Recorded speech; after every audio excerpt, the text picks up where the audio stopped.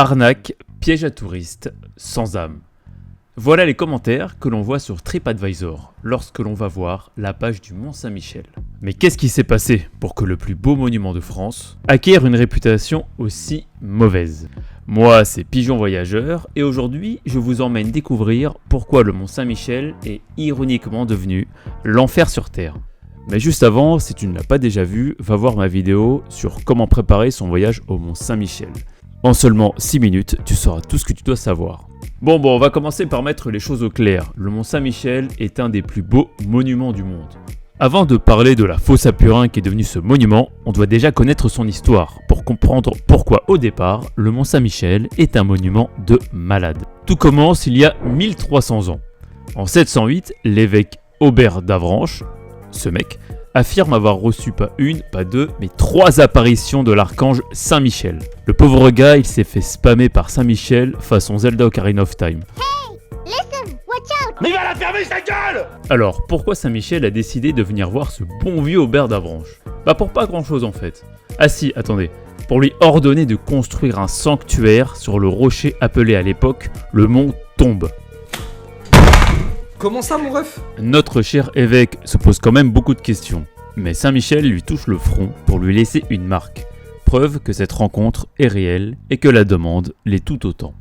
Donc, notre cher évêque, il comprend qu'il a été choisi et il s'exécute. Il va sur le mont Tombe et il va créer le premier bâtiment religieux du mont. Un petit oratoire qui est vraiment la version Wish du bâtiment religieux, mais au moins c'en est un.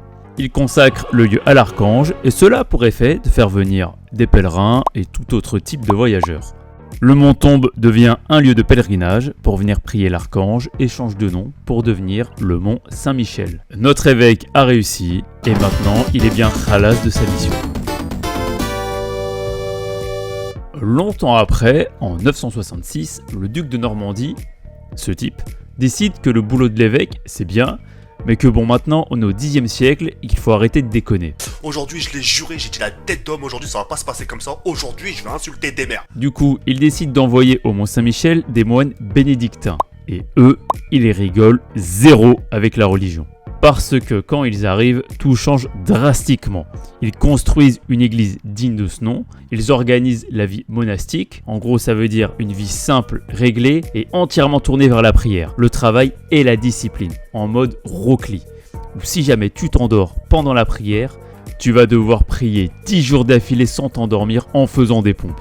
Ok, le truc des pompes, je l'ai inventé, mais je pense que t'as compris. Tous ces efforts ont pour effet de transformer le mont en un centre intellectuel et spirituel majeur et l'un des plus importants de toute l'Europe occidentale. Petit bond dans le temps, on arrive pendant la période de la guerre de 100 ans, avec nos amis les Anglais. En ce temps-là, le Mont-Saint-Michel a fait une petite piqûre de testo et commence véritablement à devenir street cred. La royauté a financé des travaux de fortification pour le rendre impassable. On dirait un boss de Dark Souls. Pour preuve, les Anglais essaient de l'assiéger pendant 30 ans, mais sans jamais réussir. C'est très anglais ça, de commencer un truc et de tout rater juste à la fin. On l'a bien vu à la dernière Coupe du Monde. Le Mont-Saint-Michel devient à cette époque un symbole. Il est mis en avant comme étant un lieu protégé par Dieu et un sanctuaire invincible. Après la guerre, le mont redevient un lieu de pèlerinage et il ne se passe plus vraiment grand-chose jusqu'à la Révolution, où il perd son statut de lieu de pèlerinage pour devenir une prison qu'on appelait la Bastille des Mers.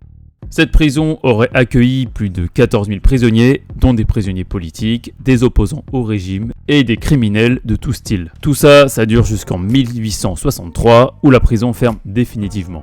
Elle est jugée trop coûteuse et trop difficile à gérer. Et à partir de là, c'est le drame. Le Mont-Saint-Michel est laissé à l'abandon jusqu'en 1874, où l'État décide de sauver le site en le déclarant monument historique. Une restauration du mont est effectuée. On appelle alors Viollet-le-Duc, ce mec, qui est un peu le Jason Statham des architectes de l'époque. Dans sa vision des travaux, il a cherché à retrouver l'esprit d'origine du Mont-Saint-Michel. Et à partir de là, c'est un retour au calme pour le Mont-Saint-Michel. Une communauté religieuse fait son retour au sein de l'abbaye et il devient patrimoine national. Et aujourd'hui, le Mont-Saint-Michel, c'est devenu un lieu touristique majeur, qui accueille jusqu'à 3 millions de visiteurs par an. C'est donc une bien belle histoire que celle du Mont-Saint-Michel et j'espère que vous avez aimé. Parce que maintenant, on va s'attaquer à une partie du Mont-Saint-Michel que beaucoup de gens découvrent le jour de leur visite. Et généralement, pas en bien. Maintenant que vous connaissez l'histoire de Mont-Saint-Michel, j'imagine que vous devez vous attendre à être dans un lieu austère et solennel. Et voilà concrètement ce que vous allez voir quand vous irez au Mont-Saint-Michel. Beaucoup de monde, des magasins et des restaurants omniprésents, et des visites guidées partout sur le chemin de l'abbaye. C'est donc à ça que ressemble le Mont-Saint-Michel en Big 2K26, un Disneyland, mais qui tient majoritairement sur une seule grande rue, car c'est le chemin qu'empruntent tous les touristes sans exception, vu que c'est le seul qui permet d'aller à l'abbaye. Qui dit beaucoup de commerce, c'est normal. Il y a du monde, donc il y a de l'argent à se faire. On va pas réinventer le capitalisme. Et un truc à savoir, c'est que les commerçants qui s'installent sur le Mont-Saint-Michel payent un loyer et une redevance qui sert à financer l'entretien et les travaux du mont. Chacun y trouve son compte et le monument peut continuer d'exister. Le problème, c'est que ce merveilleux concept est devenu totalement hors de contrôle et a rendu l'expérience touristique totalement asphyxiante et insupportable. Déjà, le Mont-Saint-Michel, c'est environ 55 à 60 établissements en activité. Restaurants, boutiques, hôtels, boutiques de souvenirs, visites guidées. C'est énorme pour un village aussi minuscule. Et là où ils sont forts, c'est que tu peux pas échapper au marketing des vendeurs, car ils sont littéralement sur ton chemin et vont tout faire pour attirer ton attention. Tout le chemin jusqu'à l'abbaye est complètement infesté de panneaux en tout genre qui signalent telle boutique, tel musée, tel restaurant. On se fait littéralement spammer à chaque seconde. On se croirait dans Duolingo sans déconner. Pas une minute pour respirer sans qu'on te rappelle que tu dois acheter. La rue doit faire 300 mètres à tout péter, mais vous allez vous en rappeler jusqu'à la fin de vos jours. En plus, comme la rue est étroite et comme il y a beaucoup de monde, tu passes bien lentement devant chaque boutique. C'est un vrai régal. Et encore, si les boutiques vendaient des choses intéressantes à des prix corrects, ça irait. Mais non, pas du tout. Les prix sont complètement abusés. Des tasses à 8 €, des jouets pour enfants à 15 balles et le classico-classique des magnettes à 4 €. Vous allez me dire, t'as qu'à pas acheter. Et dans un sens, vous aurez raison. Mais mettez-vous à la place de quelqu'un qui va venir pour la seule fois de sa vie, ou à la place des parents qui emmènent leurs enfants. Ils vont forcément acheter quelque chose. Parce que déjà, de 1, le marketing est super bien fait, et de 2, ils veulent faire plaisir à leurs enfants et c'est normal. En revanche, ce qui n'est pas normal, c'est de vendre de la camelote à des prix pareils. Parce que oui, 90% des produits vendus sont des produits qui viennent de Chine. On peut retrouver les mêmes souvenirs dans la quasi-totalité des boutiques de souvenirs du monde entier. La seule différence, c'est ce qu'il y a écrit dessus. Et étant donné le nombre de touristes qui viennent chaque année, les commerçants ont mis au point une offre extrêmement variée pour pouvoir plaire à tout le monde. Est-ce que la totalité des produits sont importés de Chine? Heureusement que non. Il existe des boutiques qui sont spécialisées dans l'artisanat local, qui ne vendent pas de produits importés. Mais elles sont plus difficiles à trouver, car elles ne se trouvent pas dans la grande rue, mais dans les petites ruelles annexes. Évidemment, c'est bien plus cher, mais au moins, ce qu'on achète a une véritable valeur et un véritable savoir-faire. Maintenant, on va s'intéresser à un autre savoir-faire local extrêmement connu du Mont-Saint-Michel. Et vous allez voir que c'est pas parce que c'est local que c'est une bonne idée d'y aller. La mère Poulard, on la présente plus, c'est la marque la plus connue du Mont-Saint-Michel, fondée en 1898 par Annette Poulard, grâce à sa fameuse recette des omelettes cuites au feu de bois. Et aujourd'hui, c'est une marque mondialement reconnue que l'on retrouve un petit peu partout. C'est rigolo.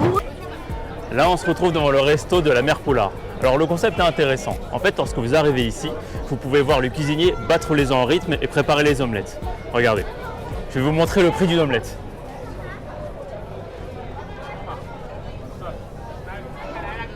Vous voyez ça?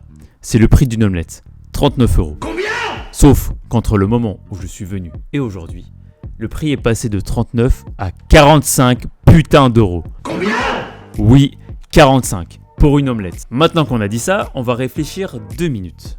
Alors, qu'est-ce qu'il y a dans cette omelette? Des œufs et du beurre. Et bien sûr, El Famoso ingrédient secret. Oh mon dieu, un ingrédient secret. C'est la première fois que j'entends parler d'un tel concept. Qu'est-ce que c'est original. Et vu le prix de l'omelette, l'ingrédient secret doit pas être très compliqué à trouver. Ça doit être, je sais pas moi, de l'or ou bien des cartes Pokémon, vu le prix que ça coûte. Vous prenez vraiment les gens pour des abrutis. C'est incroyable. Maintenant, on va regarder la courbe du prix des œufs. Peut-être que leur prix a fait x100. Ah bah non, pas du tout. Peut-être que la courbe du beurre alors a fait x100. Ah bah toujours pas. Mais alors, Pourquoi est-ce que ça coûte aussi cher? Simplement parce que vous payez la marque. C'est à cause de ça que ça coûte aussi cher. Et aussi parce qu'il y a des gens qui acceptent de payer. Parce que bon, franchement, payer une omelette 45 €, faut vraiment en avoir envie. Et justement, comment est-ce qu'il donne envie aux clients? La réponse est très simple. Déjà, avant même d'arriver devant le restaurant, vous allez l'entendre. Parce que le concept ingénieux de la Mère Poulard, c'est de transformer la cuisine en spectacle. La vidéo que vous voyez actuellement, ça vient de leur chaîne YouTube officielle. Ils sont super fiers de leur concept. Du coup, avant même d'arriver devant le restaurant, vous allez entendre les bruits des œufs qui sont battus en rythme. Et quand vous allez être devant, vous allez sentir l'odeur des omelettes qui sont cuites à la poêle au feu de bois. Donc, en plus, l'odeur va se répandre dans toute la rue. Quand tu vas arriver devant le restaurant, sans le savoir, tu seras déjà conditionné pour avoir envie de la manger. Alors même qu'au départ, tu ne comptais peut-être même pas t'arrêter devant le restaurant. À cela s'ajoute un biais qui est très répandu, c'est que le prix égale la qualité. Ce qui pousse à te faire croire que plus c'est cher, meilleur c'est. Alors que, évidemment, c'est pas toujours vrai. Et comme la Mère Poulard est une marque extrêmement connue, une partie de toi lui fait automatiquement confiance, sans même t'en rendre compte. Au final, ce que tu payes vraiment sur les 45 € de cette omelette, c'est la marque, c'est le spectacle, c'est le lieu et c'est aussi un peu les ingrédients. Le prix est totalement délirant et ce que je trouve triste, c'est qu'à la base, cette omelette a été créée pour rassasier les gens qui viennent en pèlerinage. Maintenant, elle a été créée pour prendre le plus d'argent possible à des gens assez déconnectés du réel pour mettre 45 € dans une omelette. Mais la question que sûrement tout le monde se pose, c'est: est-ce qu'au moins elle est bonne cette omelette? Alors, malheureusement, je n'ai pas pu interroger moi-même les gens, mais un documentaire l'a fait. Voyons les résultats. C'est fabuleux.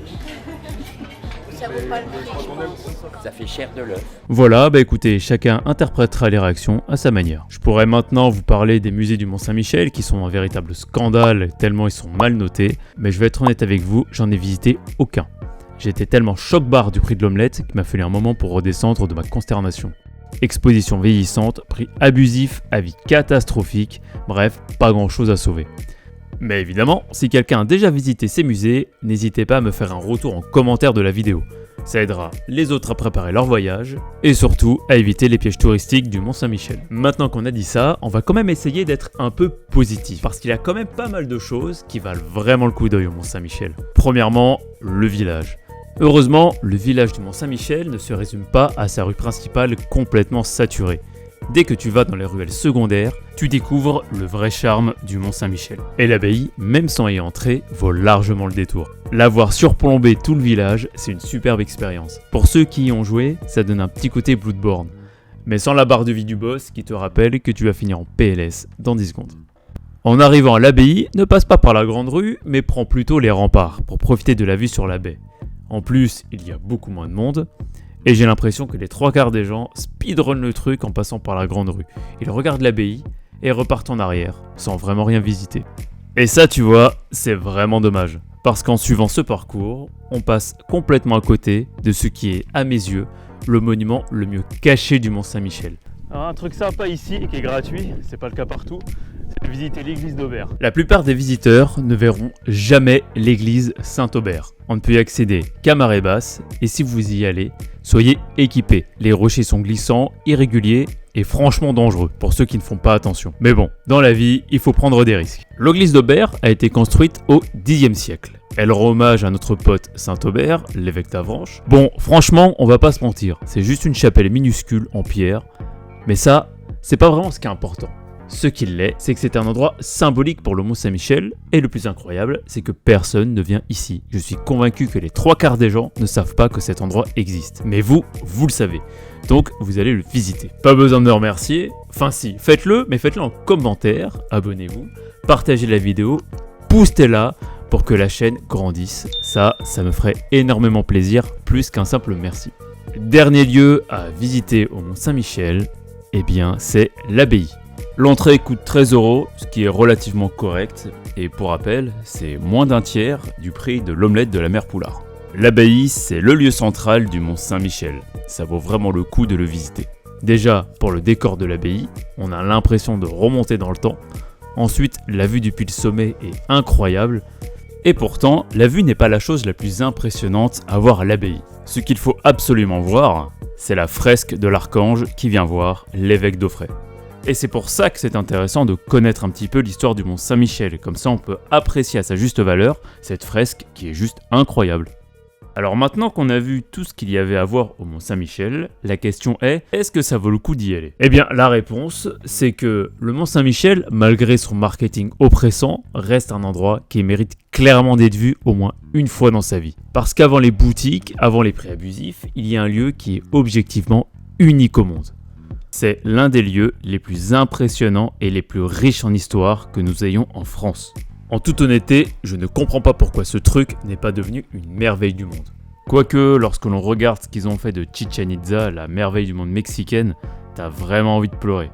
Donc finalement, c'est peut-être pas plus mal que ça reste comme ça. Que ça ne le devienne jamais, pour son propre bien. Donc venez au Mont Saint-Michel dès que vous le pourrez. Si des millions de visiteurs viennent chaque année, c'est qu'il y a une raison. Ne vous laissez pas embrigader ni dégoûter par la grande rue et venez profiter de l'un des plus beaux héritages que la France a à nous proposer. C'était Pigeon Voyageur, on se revoit très vite pour une prochaine vidéo.